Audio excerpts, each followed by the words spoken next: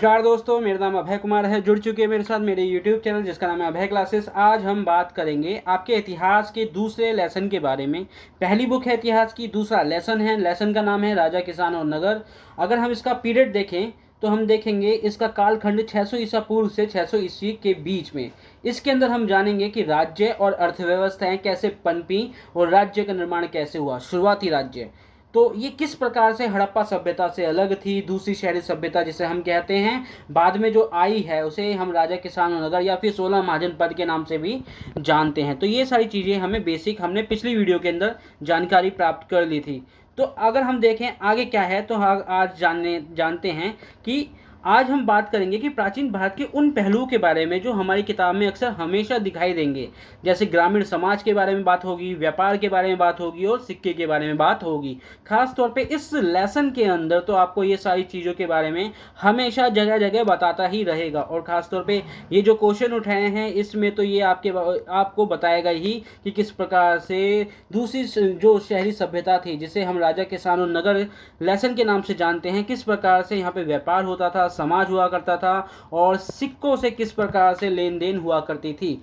हम जानेंगे कि 600 ईसा पूर्व से 600 ईसा पूर्व के बीच, ईस्वी के बीच गांव कैसे बदलते गए, व्यापार कैसे फैला और सिक्कों का रोल क्या था। ये सभी जानकारी आपकी कक्षा 12वीं के इतिहास की किताब के अध्ययन से ली गई है। चलें शुरू करते हैं। प्राचीन राज्यों के ग्रामीण समाज में बदलाव। कि जो प्राचीन राज्य थे, जो शुरू के राज्य थे, उस समय के जो गांव थे उसमें, ग्रामीण का मतलब होता है गांव, उसमें किस प्रकार से बदलाव आए ये हमें समझना है। तो 600 ईसा पूर्व से लेकर 600 ईस्वी के दौरान ग्रामीण समाज में यानी गांव के समाज में क्या बदलाव आए ये हमें जानना है। तो आपको ये समझना पहले पड़ेगा कि 600 ईसा पूर्व से 600 ईस्वी के दौरान ये क्या पीरियड है, ये क्या कालखंड है। अगर आपको ये जानना है तो मेरी पिछली वीडियो को आपको उठाकर देखना पड़ेगा, उसमें मैंने अच्छे से डिटेल में समझाया हुआ है, वहाँ से ये सारी चीज़ें क्लियर हो जाएंगी। और ये इसी कालखंड के दौरान बात कर रहा है कि किस प्रकार से समाज में बदलाव आया, कौन से समाज के अंदर, ग्रामीण समाज के अंदर बदलाव आया, ये समझना है। सरल शब्दों में समझे तो इस दौर में खेती में नई तकनीक आ गई थी, तरीके नए नए आ गए थे, जिससे खेती करने की जो तरीके थे वो आ गए नए तरीके से। और साथ साथ जब तरीका नया आया तो उत्पादन भी बहुत तेज गति से होने लगा। जब तेज गति से उत्पादन होने लगेगा तो जाहिर सी बात है यहाँ पे जिनकी उत्पादन हो रहा है, जिन क्या कहते हैं, जमींदारों का, जिनके खेत हैं, जिनके ज़मीन हैं, जिनकी ज़मीनों पे उत्पादन हो रहा है, वो बहुत तेज गति से अमीर होते चले जाएंगे, वो बहुत जल्दी अमीर होते चले जाएंगे। जिससे क्या होगा, समाज में एक ऐसा वर्ग पैदा हो जाएगा जहाँ पे एक तरफ देखेंगे कि गरीब किसान हैं, भूमिहीन किसान हैं, छोटे किसान हैं, और दूसरी तरफ हम देखेंगे कि जमींदार हैं। तो ये सारे पॉइंट्स आपको इस पॉइंट आगे नीचे पॉइंट्स में आपको देखने को मौका मिलेगा। जैसे समाज में 3 वर्ग बन गए थे। इस समय गांव में 3 तरह के लोग हुआ करते थे। भूमिहीन मजदूर, ये आपको ध्यान रखना है कि उस समय का समाज कैसा था कि भाई समाज के अंदर भूमिहीन किसान थे, और यहाँ पे बोल रहा है छोटे किसान थे, और फिर बड़े जमींदार और ग्राम प्रधान। यानी यहाँ पे भूमिहीन मजदूर का मतलब होता है जिनके पास किसी भी प्रकार की ज़मीन नहीं होती। छोटे किसान ये ऐसे किसान होते हैं जिनके पास थोड़ी ज़मीन होती है। अब इसका मतलब ये नहीं कि उस थोड़ी ज़मीन पे वो ज़्यादा फसल उगा पाएंगे, नहीं, वो उतना ही उगा पाते हैं जितना उनका गुजर बसर हो पाए, क्योंकि उनके पास इतनी मात्रा में ज़मीन नहीं है। ठीक है, आगे बढ़ते हैं। और जबकि हम बात करते हैं जमींदारों की तो उनकी बात ही अलग थी, क्योंकि इनके पास धन दौलत और सेना व्यवस्था, किला, बहुत तरह की इनके पास क्या कहते हैं सुविधाएं थी। तो ये अपने आप में उस समय का यानी 600 बीसी से, यानी 600 बीसी से 600 एडी के बीच में आप देखोगे इस प्रकार का समाज पाया गया था, जिसमें भूमिहीन मजदूर पाए गए थे, छोटे किसान पाए गए थे, बड़े जमींदार और ग्राम के प्रधान पाए गए थे। तो इस तरह से समाज को हमने 3 वर्गों में देखा कि भाई इस समाज में यानी 600 बीसी से लेके 600 एडी के बीच में समाज जो था 3 वर्गों में बटा हुआ था। भूमिहीन मजदूर, छोटे किसान और बड़े जमींदार, ग्राम प्रधान। आगे बढ़ते हैं और चीज़ों को बेहतर तरीके से समझने की कोशिश करते हैं। देखो यहाँ पे बताने की भी कोशिश की गई है। यहाँ पे एक है लैंडलेस लेबर, यानी एक ऐसे किसान जिनके पास ज़मीन ना के बराबर है। क्या बच्चे? ज़मीन ना के बराबर है। आपको ये सामने दिख रहा होगा चित्र, बहुत अच्छे से समझाया है मैंने इसमें कि भाई किस प्रकार से जो छोटे किसान हैं इनके पास नामात्र की ज़मीन है, और इस नामात्र की ज़मीन मतलब इनके पास किसी भी प्रकार की ज़मीन है ही नहीं, ये दूसरों के ज़मीनों पे जाके खेती करते हैं, इसलिए इन्हें भूमिहीन किसान या फिर लैंडलेस लेबर कहते हैं। जबकि हम बात करते हैं स्मॉल फार्मर यानी जिनके पास खेत तो होते हैं, ज़मीन तो होती है, परंतु इतनी नहीं होती है कि वो फसल उगाने के बाद अपना घर चलाने के बाद बेच भी सके, तो उनके पास अधिशेष उत्पादन नहीं होता है। अगर हम आखिरी के बारे में बात करते हैं, विलेज चीफ यानी गृहपति, यानी ये ऐसे लोग होते थे जो जमींदार हुआ करते थे, इनके पास अथाह संपत्ति हुआ करती थी, बहुत ज़्यादा संपत्ति हुआ करती थी, जिससे ये समाज के अंदर एक रूलिंग क्लास थी, एक तरह से समाज के अंदर बहुत ताकतवर वर्ग था जो पावर और स्टेटस का दिखाता था कि समाज कैसे प्राचीन समय के अंदर दिखता था। तो ये 3 वर्ग हैं, आपको समझ में आ ही गया है। आगे बदलते हैं। बदलता हुआ समाज, किस प्रकार से चीज़ों में बदलाव आया ये भी समझना है। बदलते हुए समाज के अंदर शक्तिशाली जमींदार, बड़े जमींदार और गांव के मुखिया बहुत ताकतवर होते चले गए। जाहिर सी बात है, जमींदार और गांव के मुखिया यही ताकतवर होंगे क्योंकि इनके पास जो संपत्ति थी, धन था, उन्होंने खेती करने के तकनीकों में ज़्यादा लगाया, जिससे खेती से इनका उत्पादन ज़्यादा हुआ, उत्पादन से इनकी धन दौलत बढ़ने लगी, और धन दौलत से इनकी ताकत जो है समाज के अंदर लगातार रॉकेट की तरह ऊपर बढ़ने लगी। वे अक्सर किसानों को अपने काबू में रखते थे। जो छोटे किसान थे, भूमिहीन किसान थे, उनको अपने नियंत्रण में रखते थे। वंशानुगत पद का मतलब होता है जैसे एक पिता है, जो पिता पदवी रखता है समाज में, फिर उसके बाद जो उसका बेटा है वही पदवी उसका बेटा संभालेगा। यानी ऐसे आप ऐसे समझ सकते हो कि गांव का मुखिया है, गांव का मुखिया है, फिर उसके जाने के बाद उसका जो बेटा होगा वो गांव का मुखिया बनेगा। तो ये जो पद हुआ करते थे, जो मुखिया जो पद हुआ करता था गांव के अंदर, ये जो मुखिया पद था वो वंशानुगत होता था। यानी बाप के बाद कौन बनेगा, यहाँ पे क्या कहते हैं बाप के बाद वह जमींदार कौन बनेगा, बाप के बाद जो उसका मुखिया कौन बनेगा, यहाँ पर उसका बेटा बनेगा।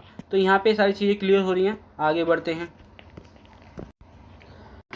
अब हम बात करेंगे बदलता हुआ समाज। इसके अंदर हम जानेंगे कि किस प्रकार से समाज के अंदर बदलाव हुआ, जानेंगे कि कैसे जमींदार ताकतवर हो गए, बड़े जमींदार और गांव के मुखिया बहुत ताकतवर होते चले गए। वे अक्सर किसानों को अपने काबू में रखते थे। इसे ऐसा क्यों समझा जाता है कि भाई जमींदार क्यों ताकतवर होते चले गए? इनके पास पहले से ही बहुत धन संपत्ति हुआ करती थी, और फिर इन्होंने धन संपत्ति का इस्तेमाल अपने खेती में लगाया, अपने उत्पादन में लगाया, जिससे इनके उत्पादन में तेज गति आ गई और पैसा बहुत ज़्यादा इनके पास आने लगा, और धन संपदा आने से इनकी ताकत और बढ़ गई। समाज में इनकी ताकत एक तरह से बहुत बड़ा कद के तौर पे देखा जाने लगा, और ये अपने से छोटे किसानों पर अपना नियंत्रण जमाते थे। और इनका ये जो बड़े जमींदार हुआ करते थे या फिर ये जो मुखिया हुआ करते थे, ये एक इनका वंशानुगत पद चलता था। खासतौर पे मुखिया की अगर हम बात करें तो जैसे कि बाप मुखिया है तो उसका बेटा भी मुखिया होगा। तो कहने का मतलब यही है कि बाप से बेटे के पास ये पदवी जाएगी, कौन सी? वंशानुगत पद के अंदर मुखिया की। तो गांव के मुखिया का पद वंशानुगत होता था, यानी पिता के बाद बेटा ही मुखिया बनता था। तो यहाँ पे समझ में आ रहा है आपको? जिसे ऐसे भी समझ सकते हो जैसे आपके पिता के बाद सारी धन संपत्ति आपकी होगी, ठीक है। वैसे ही उस समय यानी जब प्राचीन भारत था उस समय भी जो मुखिया पद था वो पद जो है एक तरह से वंशानुगत हुआ करता था। दक्षिण भारत की स्थिति, दक्षिण भारत की अगर हम बात करते हैं तो तमिल संगम साहित्य, क्या बच्चे? तमिल संगम साहित्य, ये बहुत इंपॉर्टेंट है। ये मैंने पिछले बुक के अंदर पिछले जो वीडियो लेक्चर है उसके अंदर भी अच्छे से समझाया था। तमिल संगम साहित्य के अंदर हमने पढ़ा था कि किस प्रकार से इनमें तीन पांड्यों के बारे में, 3 सरदारियों के बारे में पता चलता है। चोल, चेर, पांड्या। तमिलकम के बारे में पता चलता है। तमिलकम का मतलब होता है तमिलनाडु, आंध्र प्रदेश, केरल। ये हमें पढ़ने को मौका मिला था, तो ये अभी भी मिल रहा है हमें। तो ये ये शब्द हमें बार बार मिलेंगे, तो इसे अच्छे से समझ लेना है ताकि ये एग्जाम में आपसे छूटे ना। 1 नंबर में आए चाहे वो 6 नंबर में आए, ये आपके नज़रों से दूर ना हो। तो तमिल संगम साहित्य की शुरुआत, तमिल साहित्य में गांव के लोगों का जिक्र मिलता है। यानी जो तमिल संगम है एक तरह से लिटरेचर है, इसके अंदर गांव के लोगों के बारे में ज़्यादा जानकारी मिलती है, और इसके अंदर बताया गया है कि किस प्रकार से समाज में तीन तरह के लोग हुआ करते थे। ये भारत के दक्षिण भाग की बात चल रही है। उत्तर भारत के अगर हमने देखा तो वहाँ पे भूमिहीन किसान थे, दूसरा था क्या कहते हैं जो छोटे किसान हुआ करते थे, और फिर तीसरा जो सबसे बड़े ताकतवर में हुआ करते थे जमींदार हुआ करते थे। ये जमींदार हो गए, क्या कहते हैं, फिर किसान हो गए, और फिर भूमिहीन किसान हो गए। ये इस तरह से भारतीय समाज जो था उत्तर भारत के अंदर बटा हुआ था। अब अगर हम बात करते हैं दक्षिण भारत की, तो हम देखते हैं कि दक्षिण भारत में भी तीन वर्गों में चीज़ें बटी हुई हैं। कैसे हम बात करते हैं यहाँ पे समझ में आएगा। पहला है वेल्लार समूह, पहला वर्ग है वेल्लार, फिर दूसरा है उल्वर, और तीसरा है अड़ीमई। अब ये क्या है, देखो वेल्लार है बड़े जमींदार, उल्वर है हल चलाने वाले किसान, और अड़ीमई है दास या मजदूर। देखो यहाँ पे एक चीज़ डिफरेंस करी हुई है। अगर हम उत्तर भारत में जाए तो उत्तर भारत में दास तो नहीं थे, परंतु यहाँ पर दास की जगह भूमिहीन किसान थे।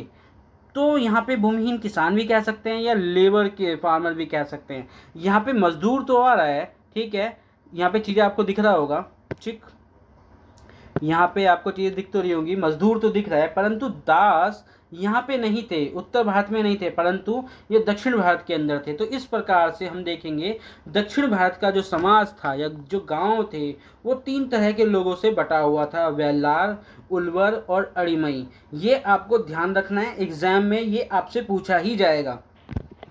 आगे बढ़ते हैं। तो वेल्लार, अड़ीमई और ये जो वर्ग हैं आपके पिक्चर में दिख ही रहा होगा। यहाँ पे मैंने बताया है कि किस प्रकार से दक्षिण भारत के अंदर ये बटे हुए समाज था, और ग्रामीण समाज इसी तरह से दक्षिण भारत के अंदर भी बटा हुआ था। परंतु उत्तर भारत के अंदर दास नहीं मिलते थे, वहाँ पे भूमिहीन किसान मिलते थे। ये आपको एक बेसिक डिफरेंस जानना होगा कि उत्तर भारत के अंदर भूमिहीन किसान जरूर मिलते थे परंतु दास नहीं मिलते थे, परंतु दक्षिण भारत के अंदर दास प्रथा थी, दास लोग थे।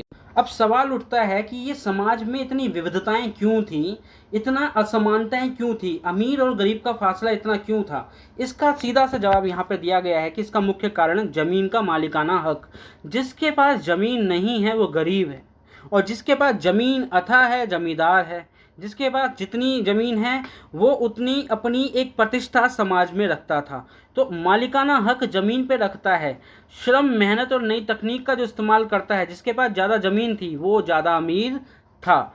यह सब कानून किताब जैसे मनुस्मृति में भी लिखा हुआ है। मनुस्मृति में बताया गया है कि भाई जिसके पास ज़्यादा संपत्ति है वही समाज में ताकतवर वर्ग है, वही समाज में ताकतवर व्यक्ति है। ये उस समय की यानी जो प्राचीन भारत है। आप जैसे मान के चलो ये आधुनिक समय है, आधुनिक समय के अंदर भारतीय समाज संविधान से चलता है। किससे चलता है बच्चे? संविधान से चलता है, संविधान से चलता है। परंतु अगर हम पीछे हो जाएं, हजारों साल पीछे हो जाएं, तो प्राचीन भारत के अंदर 600 बीसी से लेके 600 एडी के बीच में, कब बच्चे? 600 एडी के बीच में हम देखें तो उस समय का संविधान क्या था? उस समय का संविधान था क्या कहते हैं आपका मनुस्मृति था, धर्मशास्त्र था, धर्म स्मृति था। तो ये एक ऐसे किताबें थी जो भारतीय समाज को चलाती थी। भारतीय समाज में कानूनी प्रथाएं इन किताबों से चलती थी, जो ब्राह्मणों के द्वारा बनाई गई किताबें थी। तो यहाँ तक इस क्वेश्चन का जवाब आपको मिल गया होगा, और मैं उम्मीद करता हूँ अगर ये क्वेश्चन आपके सामने आएगा एग्जाम में तो आप उसको बहुत फटाफट तरीके से, बेहतर तरीके से आपको उसका आंसर दे सकते हो।